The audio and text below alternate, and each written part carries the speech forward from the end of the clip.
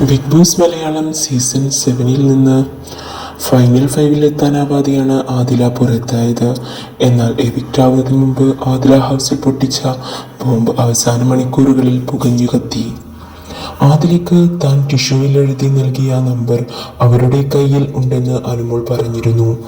ഈ സമയം നൂറ മാറ്റുന്ന ദൃശ്യങ്ങൾ ലൈവിൽ വന്നിരുന്നു. ഇത് അനുമോൾ പറഞ്ഞ തെളിവാണോ എന്നാണ് സമൂഹ മാധ്യമങ്ങളിൽ ഉയരുന്ന ചോദ്യം. അനുമോൾ തനിക്ക് PR-ന്റെ നമ്പർ എഴുതി നൽകിയതായും എവിക്റ്റായി പുറത്തു പോയാൽ ഈ നമ്പറിൽ വിളിച്ച് അക്ബറിനെതിരെ പ്രവർത്തിക്കണമെന്ന് പറഞ്ഞതായുമാണ് ആദില വെളിപ്പെടുത്തിയത്.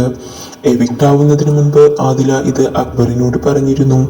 എന്നാൽ തന്റെ സ്വന്തം നമ്പറാണ് എഴുതി നൽകിയതെന്നാണ് അനുമോൾ ആവർത്തിക്കുന്നത്. തന്റെ നമ്പർ ആദിലയ്ക്ക് എഴുതി നൽകിയത് ഇപ്പോഴും അവരുടെ കയ്യിലുണ്ടെന്നും വസ്ത്രങ്ങളുടെ കൂട്ടത്തിൽ വെച്ചിട്ടുണ്ടെന്നും അനുമോൾ പറഞ്ഞു.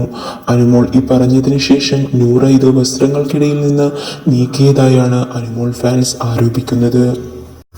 താൻ പറയാത്ത കാര്യം എന്തിനാണ് ആദില ഇങ്ങനെ പറയുന്നത് എന്ന് മനസ്സിലാവുന്നില്ല എന്നാണ് അനുമോൾ പറയുന്നത്.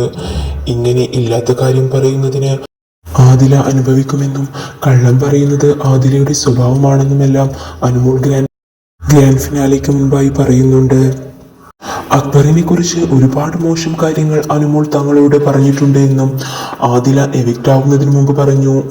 ദേഷ്യം വരുമ്പോൾ ആരെ തോൽപ്പിക്കാനും വായിൽ തോന്നിയത് പറയുന്നതാണ് ആദിലയുടെ രീതി എന്നും ഇത്രയും പ്രയാസപ്പെട്ട് സ്വന്തമായി ജീവിക്കുന്ന ഇവരെ ഒപ്പം ചേർത്ത് നിർത്താൻ താൻ ശ്രമിച്ചതാണ് തെറ്റായി പോയത് എന്നും അനുമോൾ പറയുന്നു. കൂടുതൽ ബിഗ് ബോസ് വിശേഷങ്ങൾ അറിയാനായി ഈ ചാനൽ സബ്സ്ക്രൈബ് ചെയ്യൂ.